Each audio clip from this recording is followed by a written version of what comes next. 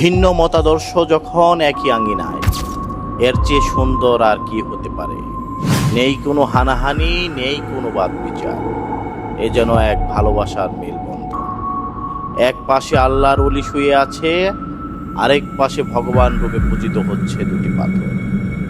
কি সেই রহস্য, আসুন জানি। আচ্ছা, এই যে এখানে যে মাজারটা দেখলাম আর হচ্ছে যে পাথর দেখলাম, এটা আসলে কিসের কারণে? পাথরটা মাজারটা হইলো মুসলমানরা এন আসে এই ধর্মীয় অনুষ্ঠান করে, বর্মি বাজার কালাবাহার মাজার। আচ্ছা। আর ওই সাইডে যে ওই যে পাথরটা, হ্যাঁ। পাথরটার মধ্যে যারা হিন্দু সম্প্রদায় আছে তারা পূজা করে। আচ্ছা। দুই পক্ষ দুইটা মানে আর কি। ও আচ্ছা। এক আস্থানের ভিতরে আপনার একটা হইলো মুসলমানের আল্লাহর ওলির মাজার, আর একটা হইলো হিন্দুগণ পূজার পাথর, তারপরে এটা বিশ্বাস করে পূজা করে। এখন কথা হলো যে মাজার যে জেনার নাম কি বললেন? কালাবাহার শাহ। কালাবাহার শাহ। ও, কালাবাহার শাহ। এই কালাবাহার শাহকে কি হিন্দুরাও মানে আর মুসলমান দুজনেই? এমনি দুনো পক্ষই মানে। আচ্ছা। এমনি কোনো হিন্দু মুসলমানের কোনো বিরোধ নাই এটা লইয়া। আচ্ছা। কিন্তু বিষয় হইলো ওই মাজারটা যেটা আল্লাহর ওলির, আর ওই সামনে এটা হিন্দুরা পূজা করে, তাগর একটা পূজার রাস্তা না। বুঝতে পারছি। তো এটা কি আর কি ভালো ছিল? ভাঙাচোরা দেখলাম।